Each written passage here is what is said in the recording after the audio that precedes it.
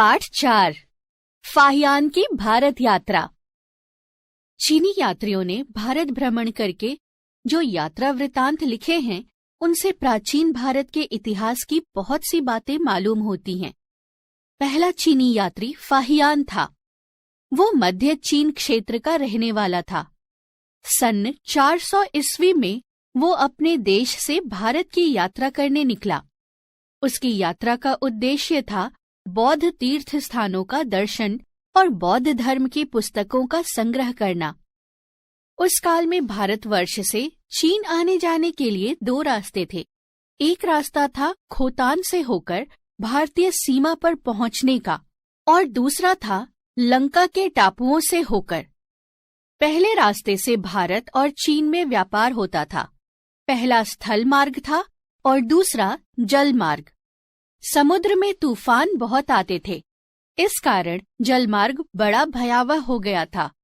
फाहियान बड़ा वीर और निर्भय यात्री था। वो चीन से भारत में खोतान के मार्ग से होकर आया था और लंका तथा जावा के मार्ग से होकर अपने देश को लौटा। फाहियान के साथ और भी यात्री थे। खोतान पहुंचने के लिए लाप का जंगल पार करना पड़ता था। इस जंगल में फाहियान और उसके साथियों को बड़ा कष्ट उठाना पड़ा। कोसों पानी का नाम तक न था। सूर्य अपने प्रचंड ताप से तप रहा था। प्यास और गर्मी के मारे यात्रियों के कंठ सूखने लगे। कहीं कहीं रास्ता भूल जाने से उन्हें और भी अधिक कष्ट उठाने पड़े। वन में मार्ग भूलते भटकते तथा अनेक प्रकार के कष्ट सहते हुए वो सब लाप झील के किनारे जा पहुंचे। उस समय प्रायः सभी यात्रियों की बुरी दशा थी। कितने ही यात्री घबरा गए। उन्होंने अब आगे बढ़ने का विचार छोड़ दिया, परंतु फाहियान बड़े धैर्य से भारत यात्रा पूरी करने के अपने विचार पर अटल रहा। वो मार्ग के कष्टों को झेलकर अपने कुछ साथियों के साथ आगे बढ़ता गया। फाहियान 2 महीने में खोतान पहुंच गया। वहां लोगों ने उसकी बड़ी आवभगत की। उस काल में खोतान हरा भरा और संपन्न बुद्ध राज्य था। आज तो ये राज्य उजाड़ हो गया है, परंतु प्राचीन महलों, स्तूपों, बागों और विहारों के खंडहरों के रूप में उस राज्य की समृद्धि के चिन्ह आज भी पाए जाते हैं। खोतान से चलकर फाहियान काबुल पहुंचा। काबुल से वो खात गंधार और तक्षशिला पेशावर आया। उसने वहां बहुत ऊंचा और सुंदर बौद्ध स्तूप देखा। आगे चलकर उसने सिंधु नदी पार की और मथुरा पहुंचा। मथुरा का वर्णन करते हुए उसने लिखा, मथुरा में यमुना के दोनों किनारों पर 20 संघाराम हैं। उनमें लगभग 30,000 साधु निवास करते हैं। बौद्ध धर्म का अधिक प्रचार है। आगे चलकर फाहियान लिखता है, राजपुताने के राजा बौद्ध हैं। दक्षिण की ओर जो देश है वो मध्य प्रदेश कहलाता है। इस देश की जलवायु न बहुत गर्म है न बहुत ठंडी। बर्फ या कोहरे की अधिकता नहीं है। प्रजा सुखी है। लोगों को कर अधिक नहीं देना पड़ता। शासक लोग अत्याचार नहीं करते।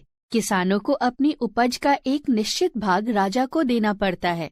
लोग इच्छा अनुसार चाहे जहां घूम फिर सकने के लिए स्वतंत्र हैं। अपराधी को उसके अपराध के अनुसार ही भारी या हल्का दंड दिया जाता है। देश भर में जीव हत्या नहीं होती। बाजारों में कसाई खाने और मांस बेचने की दुकानें नहीं हैं।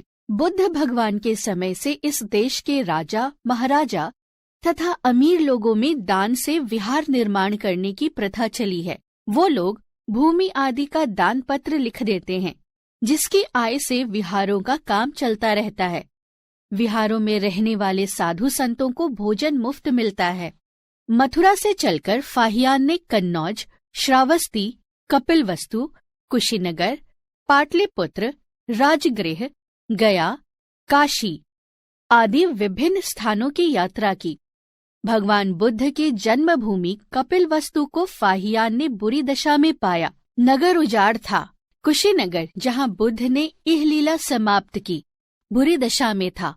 वैशाली नगर में बुद्ध धर्म की पुस्तकों का संग्रह करने के लिए बौद्धों का दूसरा सम्मेलन हुआ। इस स्थान की दशा अच्छी थी। पाटलिपुत्र, पटना का वर्णन करते हुए फाहियान ने लिखा, पाटलिपुत्र का पुराना राजमहल बड़ा अद्भुत है। उसके निर्माण में बड़े बड़े पत्थरों से काम लिया गया है। मनुष्य के हाथों से वो ना बना होगा। उसमें लगभग 600-700 साधु रहते हैं। दूसरे महीने के 8वें दिन यहाँ एक उत्सव होता है।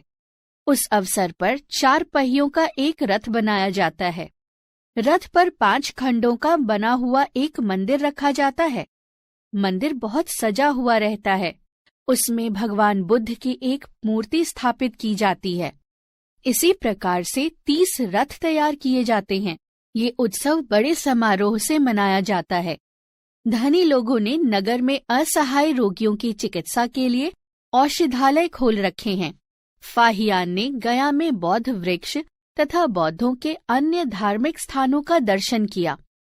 उसके उपरांत वो काशी, ताम्रलिप्ति आदि स्थानों का भ्रमण कर जहाज द्वारा सिंघल द्वीप गया। लंका में उसने बहुत सी धार्मिक पुस्तकें इकट्ठी कर लीं। फाहियान लंका में 2 वर्ष तक रहा। भारत की तरह वहां भी उसने बौद्ध धर्म का बड़ा उत्कर्ष देखा।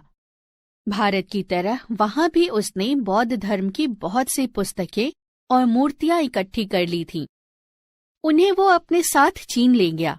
स्वदेश छोड़े फाहियान को बहुत समय हो गया था, इसलिए उसे अपने देश का स्मरण होने लगा। अंत में उसने एक जहाज से यात्रा की। वो अनेक कठिनाइयां उठाता हुआ अपने देश को चल पड़ा और 8 दिनों की लंबी यात्रा के उपरांत दक्षिणी चीन में समुद्री तट पर सकुशल पहुंच गया। भारत यात्रा करके फाहियान ने स्वयं को धन्य समझा। उससे आज भी प्रत्येक भारतवासी का मस्तक गौरव से ऊंचा हो उठता है। महावीर प्रसाद द्विवेदी।